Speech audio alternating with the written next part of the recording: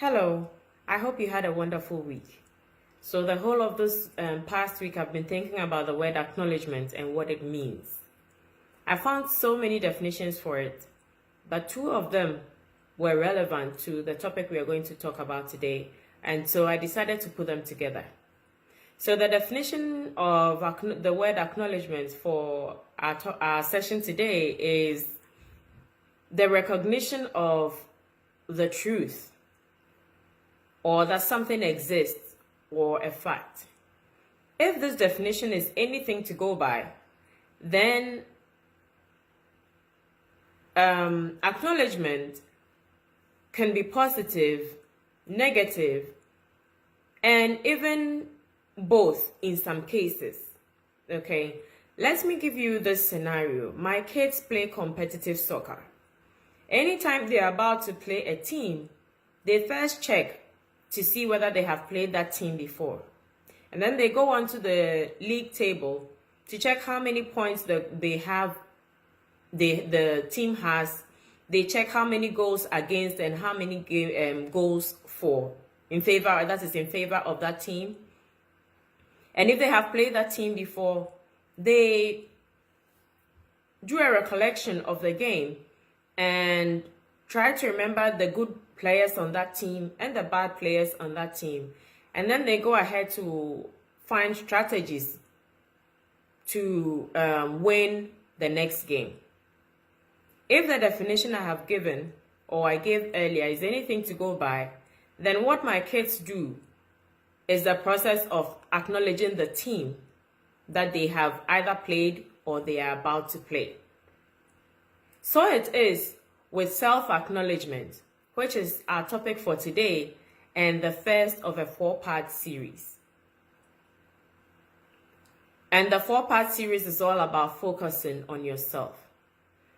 So self-acknowledgement is more like positioning the binoculars towards you to see exactly what is going on in your life and what is made your present is made of. If I say what your present is made of, I'm talking about your accomplishments, your values, your talents, your strengths. I'm talking about the skills that the management or emotional skills you have imbibed over the years. Okay, and then you're talking about your weaknesses. You're talking about your strength, your challenges and your shortfalls. Okay, so most of the time we concentrate on the negatives, so much so that we forget about the positives that we have in ourselves.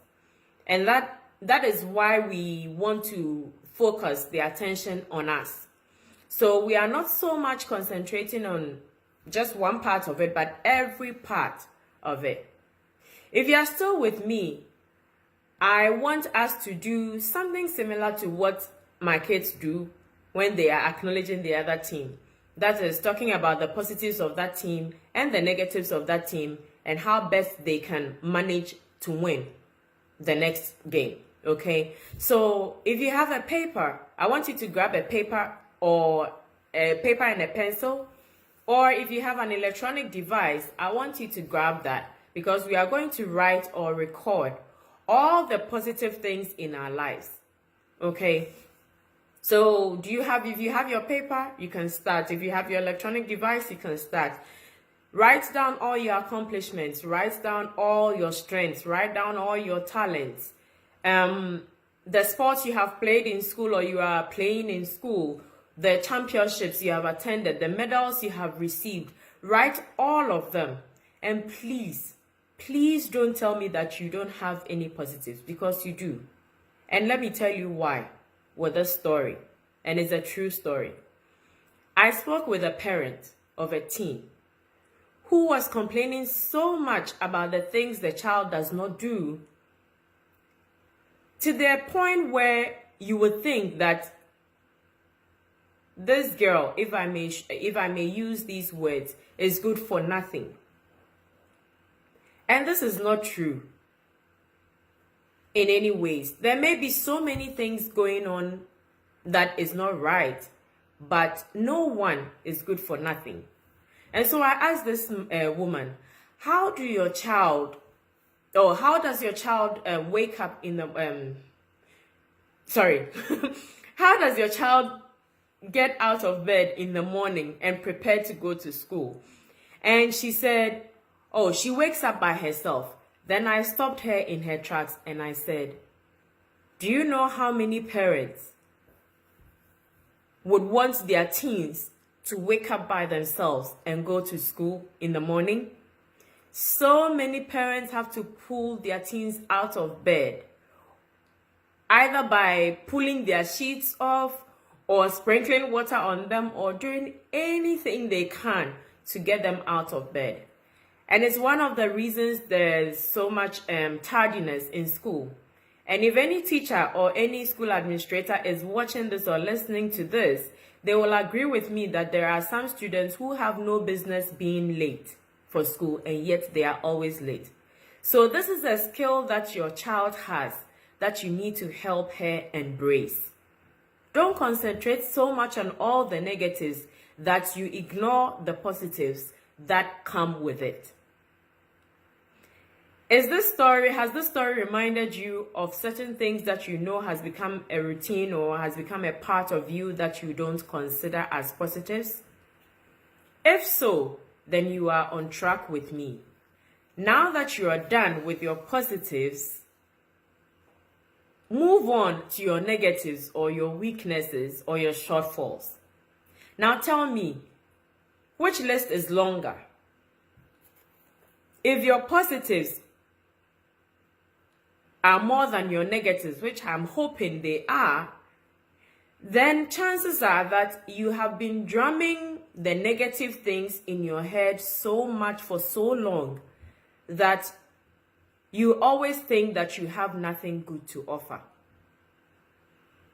The process of self-acknowledgement is very powerful because seeing all the positives on paper or on your electronic device makes you feel good about yourself and helps you begin to look at things in a different way, helps you to look at your life in a different light, and makes you a bit more grateful for the life that you have. Remember the story that I told you about this teen? Waking up in the morning is a skill that she will need when she grows up. And if she's able to go to school early right now, it saves her teachers the trouble. It saves the school administration the trouble of having to work on tardiness. It saves the parent who was complaining the time to spend to pull her out of bed to get up. So you see, the positives don't only affect you, it affects other people. And that is how you have to look at it. And when you begin to look at your positives and your negatives, and you realize that the negatives you have put down are making you depressed, pray that God grants you the serenity to accept the things that you cannot change, the courage to change the things you can, and the wisdom to know the difference. This is a prayer that you can search on the internet,